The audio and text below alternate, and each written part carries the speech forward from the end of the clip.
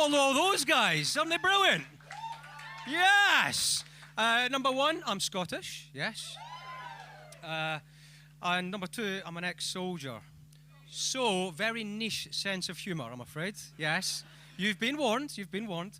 Hands up if you're easily offended. Fuck off, you're all lying. We're about to find out, by the way. We are. True story, okay? Picture the scene. A couple of weeks ago, I'm going on holiday. I'm in a queue, about to hand my suitcase in. Lovely couple behind me, gorgeous little daughter. She's going on holiday. She's all excited. She's got her big fancy dress shades on, her little summer dress, her beads. She's so excited. She looks at my suitcase. She looks at me. She looks at her parents and says, "Mummy, Daddy, he's got a big suitcase."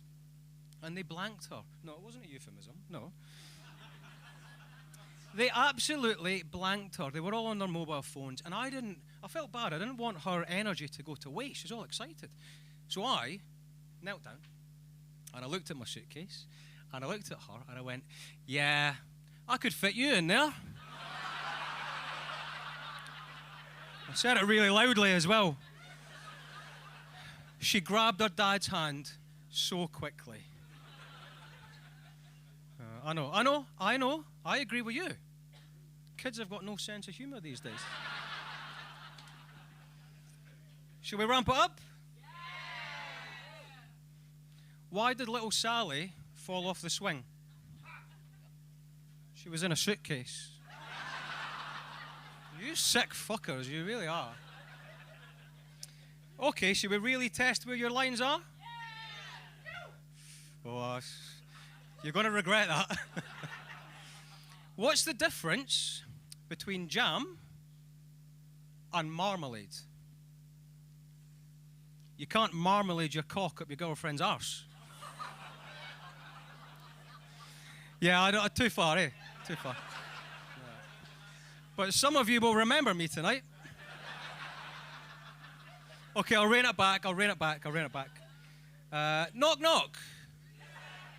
It's not little Sally. She's still in a suitcase. Poor Sally. Boo-hoo.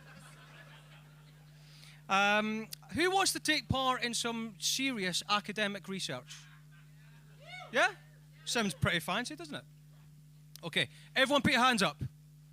Everyone put your hands up. Yep, everyone put your hands up. Good, lots of hands. Good. Now, I'd like you to keep your hands up if you have had a decent wank since the Online Safety Act. There's a lot of liars in this room. There's a lot of liars. Yeah. You guys with your hands up, just like me, black tape and a VPN. The rest of you are horny liars. You really are. Well, look, it's almost time for me to go. It goes really quickly up here, by the way. I do hope my mum is looking down on me tonight. Would you think she would be? Yeah. She's not dead. She's a sniper. And if you didn't laugh, then you make sure you look up when you leave. All right. Listen, you guys have actually been brilliant, and you've given your time, your energy, and some of you money to be here tonight. So I'd like to give you a gift back. Would you like a gift? Of course you would. Most of you are British. Of course you would. And I don't want to end on a serious note, but there's lots of great causes, okay, tonight. And the gift I'm going to give you is a very profound mantra. Would you like that? Because it's a tough life out there. The world's pretty shit, isn't it? And we can all do with something to just keep us on track. So, again, I don't want to be too serious, but picture the scene. This is another true story. 20 years ago, there's a campfire. There's lots of soldiers. I'm one of them. We're all telling war stories. It's a little bit of self-therapy. It was before mental health was a thing.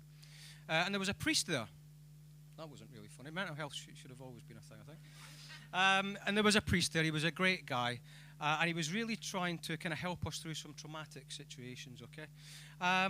And he told us this brilliant story. The crux of the story basically is you cannot help everyone all of the time, okay? Which is true, which is sad to say. But he did end in a brilliant mantra, and I'm going to give you that as a gift. But it's so true, And when I tell you this, you'll go, oh, God, life ain't so bad, actually.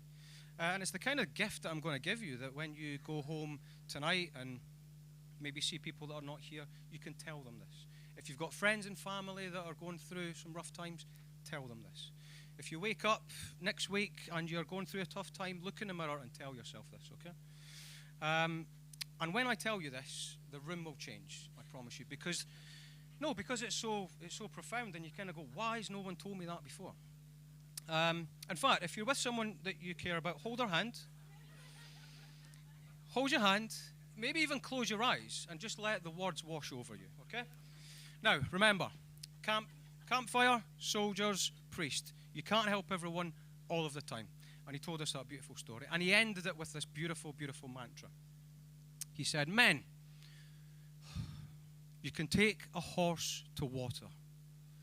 Some of you may have heard this, but it's still true, okay? He said, men, you can take a horse to water, but you wouldn't want to suck its dick. Isn't that true?